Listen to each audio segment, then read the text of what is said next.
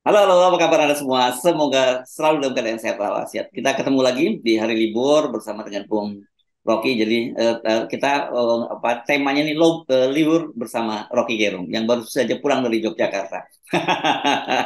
Aman ya Yogyakarta ya Bung Rocky ya?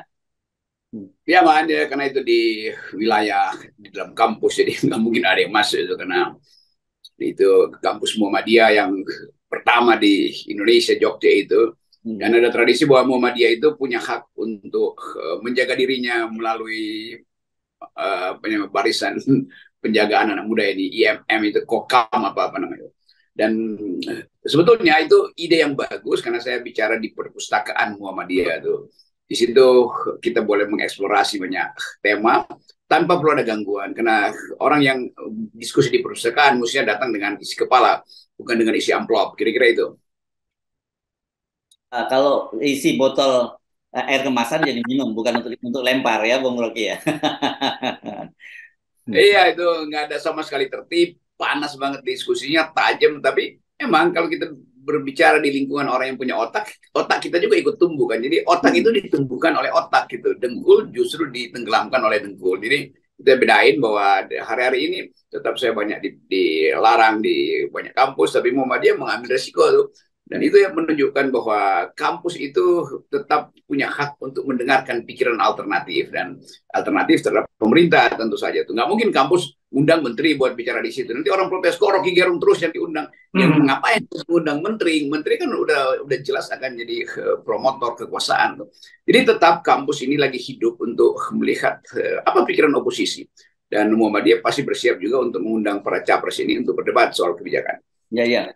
Dan saya kira mungkin dalam pemilu kali ini kita akan lihat setidaknya ini ya, meskipun tidak seluruhnya, ormas-ormas Islam terbesar di Indonesia itu tentu saja kita akan menyebut itu NU dan Muhammadiyah mungkin akan mengambil posisi berseberangan dengan rezim gitu karena dengan pencapresan dari Muhaimin gitu ya. Meskipun NU secara formal tetap melarang menggunakan atribut-atribut, tapi tetap saja ini satu fenomena yang menarik ketika PKB yang tadinya adalah partai pendukung pemerintah kemudian sekarang mengambil jalan lain dan dalam beberapa tanda-tanda tertentu menunjukkan bahwa sekarang dia juga dianggap sebagai musuh dari pemerintah gitu. Yang unik kemarin itu kampus Muhammadiyah yang secara tradisional kita tahu lebih kritis pada pemerintah dibanding dengan Nahdlatul Ulama tuh. Ya, Tetapi itu undangan kemarin juga teman-teman Nahdlatul Ulama ada di situ tuh, PMI ada tuh. Dan mulai melihat bahwa nggak penting lagi apakah seseorang itu diidentifikasi melalui keanggotaan di dalam ormas, tetapi apa intinya tuh? Intinya mau perubahan apa enggak tuh? Jadi bahkan teman-teman di NU itu waktu selesai diskusi bicara dengan saya, bagi kami anak-anak muda nggak ada soal tuh mau Cak Imin, mau siapa, mau Anies, tapi kita mau taji mereka betul-betul mau perubahan apa enggak, apa poin mereka tentang hasil ASEAN kemarin tuh, tentang climate change, tentang industri nikel segala macam, tentang hilirisasi, tentang hak asasi manusia. Jadi mereka semua ingin supaya calon presiden ini nggak usah bawa-bawa mengklaim-klaim dukungan dari ormas segala macam itu, tapi idenya apa tuh? Jadi juga hal yang baru dan mereka menganggap bahwa tidak penting mau Cak Imin, mau Anies, mau Prabowo, mau Ganjar tuh. Kalau nggak bisa mengucapkan pikiran masa depan, nggak usah bawa-bawa politik identitas, kira-kira begitu. ini rame nih ya soal politik identitas itu karena hal-hal semacam ini kan kita selalu orang kalau bicara politik identitas itu stigmanya pasti Islam gitu ya, Bung Rocky. Tapi kita sekarang lagi menarik nih ya karena Anda tadi masuk soal politik identitas, soal Ganjar Pranowo yang lagi rame nih karena dia itu tampil dalam video-video dia itu video ketika diambil wudhu, kemudian sholat dan sebagainya itu tampil dalam azan maghrib di RCTI dan MNC TV. Yang kita tahu ini adalah milik Haritanu dan kemudian orang jadi lu, kenapa jadi Ganjar Pranowo yang baca pres PDIP tiba-tiba tampil mendadak jadi kadrun gitu menjadi santri padahal mereka selama ini yang selalu mengecam itu gitu.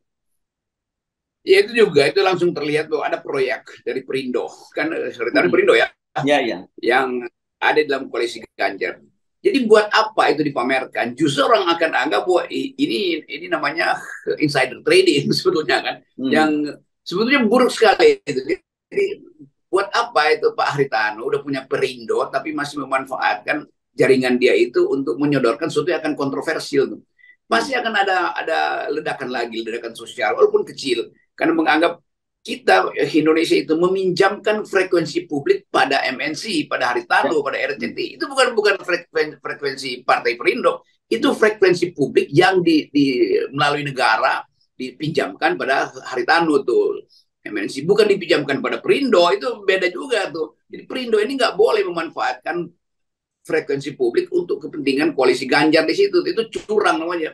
Bukan sekedar curang, itu apa hal yang bermakna di situ. Coba kalau Ganjar misalnya jadi pasangan dari sebut aja Anies Baswedan misalnya tuh.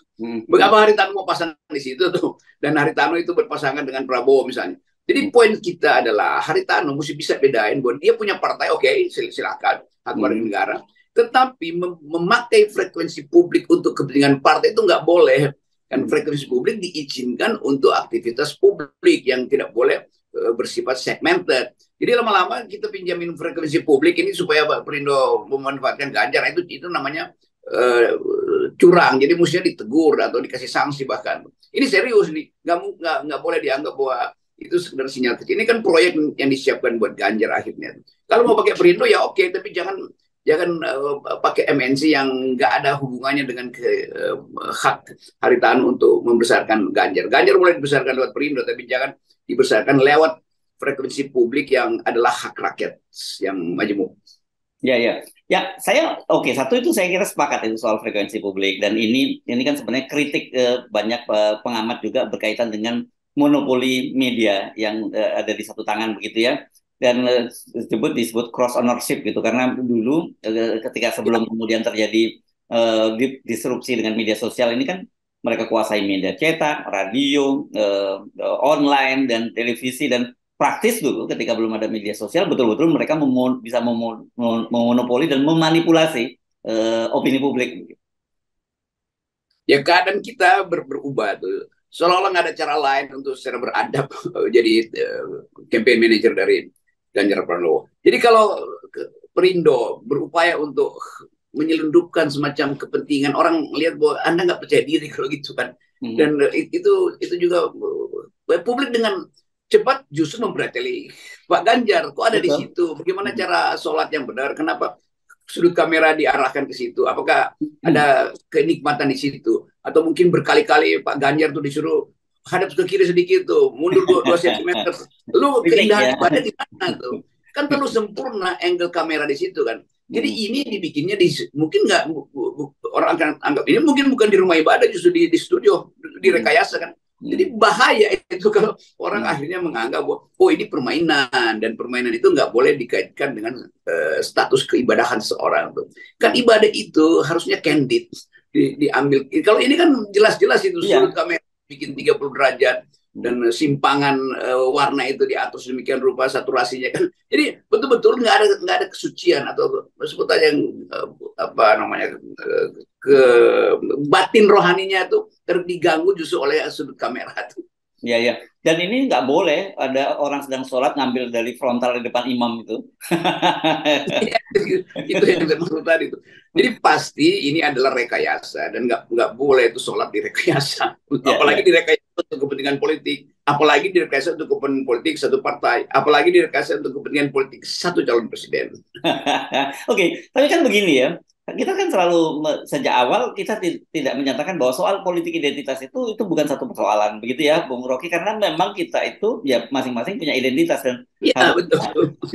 orang seperti Ganjar setia saja identitasnya dia sebagai nasionalis gitu, nggak perlu mengeksploitasi sisi kesolehan dia gitu. Ini justru yang didebatkan dulu, ini politisasi identitas itu untuk meraup suara. Nah di situ konyolnya tuh, politik identitas ya tiap hari kita hidup dengan politik identitas. Tapi begitu sekarang itu justru PDIP atau tim Ganjar itu yang mau menghalangi politik identitas, sebetulnya dia lakukan politisasi identitas yang bagian yang buruk sebetulnya. Jadi dia nggak paham juga antara politik identitas dan politisasi identitas. Yang terjadi sekarang politisasi identitas tuh, dan orang nggak lihat bahwa ada gunanya tuh, atau yang orang cuma lihat kok dangkal sekali ya cara tim Ganjar itu mempromosikan Ganjar. Dan saya kira kita pengen meluruskan ya soal identitas itu ya, politik identitas itu, karena di Indonesia jadi pengertian menjadi salah atau bahkan sengaja disalahkan untuk kepentingan juga untuk memframing kelompok yang lain gitu. Dan apesnya itu yang selalu di-framing adalah umat Islam yang mayoritas terbesar di Indonesia. Jelas umat Islam itu dari awal adalah sebuah identitas Ya. kultural, bahkan identitas sejarah. Karena sejarah Islam itu adalah sejarah perlawanan terhadap kolonial. Itu identitas Islam di dalam wilayah politik.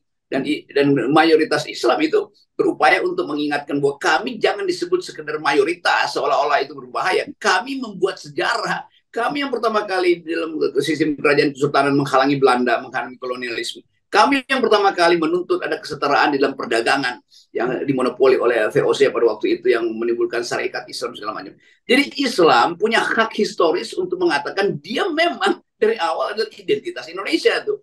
Yang dilakukan timnya Ganjar sekarang itu adalah sempalan sebetulnya. Karena justru mengeksploitasi identitas sebagai mainan politik lain. Nggak ada sejarahnya di situ.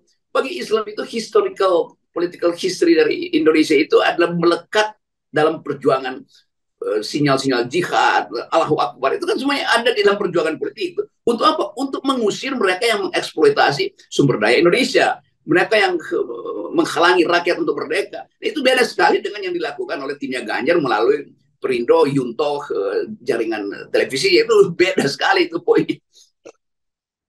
Saya kira ini sekarang kontekstual ya, yang namanya seperti yang disebut tadi perjuangan soal imperialisme, soal penjajah dan sebagainya. Karena bentuk-bentuk sekarang ini bagaimanapun juga ada bentuk baru penjajahan yang jelas membahayakan masa depan bangsa, terutama sumber daya alam kita yang dieksploitasi luar biasa. Ya itu poin kita sebetulnya.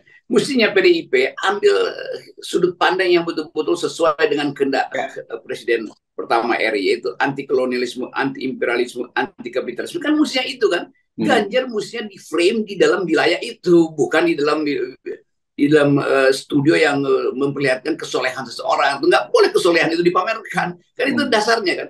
Jadi kalau misalnya Ganjar itu lagi bertengkar dengan buruh, misalnya dengan Jumhur Hidayat, nah itu baru keren tuh. Ganjar ternyata ingin memastikan bahwa sistem ekonomi kita tidak akan jatuh pada kapitalisme. Tetapi orang akan anggap mampu nggak Ganjar lakukan itu. Bung Karno menginginkan Indonesia yang hijau royo-royo, menyuruh melambar. Mampu nggak Ganjar berdebat dengan masyarakat Wadas soal itu, dengan masyarakat Kendang soal hijau royo-royo dan nyuruh melambai? Kan itu yang mestinya begitu tuh. Jadi saya ingin lihat kejujuran di dalam pada teman-teman PDIP, terutama pada Ganjar sendiri. Ya, jadi mesti clear ya soal politik identitas dan politisasi identitas untuk kepentingan politik itu yang dua hal yang berbeda. Saya kira yang sejak awal mesti kita definisikan dengan jelas soal ini. Politik identitas yang selalu dikaitkan dengan kemusliman seseorang itu ada akar sejarahnya. Ya. Politik identitas Muslim itu dimaksudkan untuk menghasilkan Indonesia yang berkeadilan, dimaksudkan Indonesia yang merdeka dari jajahan asing. Sejarahnya itu panjang. Sejak sultan-sultan itu mulai melawan di abad 18 itu atau bahkan di abad 17 melawan dominasi perdagangan Cina segala macam, perdagangan dengan perdagangan yang dikuasai oleh pada waktu itu pedagang-pedagang Cina, pedagang-pedagang yang disponsori oleh Belanda tuh. Jadi politik identitas Muslim itu dasarnya keadilan sosial. Yes. Kalau sekarang itu politisasi identitas itu hanya untuk dapat 20 elektabilitas jadi presiden, kan dangkal sekali. Orang mau berpolitik identitas untuk merdeka. Ya sekarang justru kemerdekaan itu dimanfaatkan untuk kepentingan golongan yang juga ada di dalam grupnya Ganjar, yaitu para oligarki. Kan oligarki kan ada di situ kan. Perindo itu ada oligarki media terutama. Jadi ngapain itu dieksploitasi itu? Jadi oke, kalau kita bikin bedah metaphysical of power itu dengan jelas bahwa ini diarahkan untuk kepentingan satu orang, yaitu Ganjar Pranowo. Lain dengan politik identitas yang dimaksudkan di awal kemerdekaan, itu demi bangsa Indonesia merdeka. Ini bukan sesuatu yang main-main. Jadi historical problem kita adalah memakai politik identitas untuk kepentingan satu orang, sementara yang tidak diinginkan adalah justru itu yang terjadi di Indonesia, bahwa Muslim penduduk rakyat Nusantara itu sudah bergerak memanfaatkan prinsip-prinsip keadilan Islam untuk melawan penjajah itu jauh sebelum Indonesia merdeka. Yes, baik. Terima kasih, Bung Rocky. Dan bagi kita, prinsipnya adalah 0%. Ya. Kita nolkan yang begini. Politisasi ini kuliah ya, bukan upaya untuk berdebat dengan orang yang nggak paham tentang sejarah politik identitas. Yes, oke, baik, terima kasih. 0%. Yes.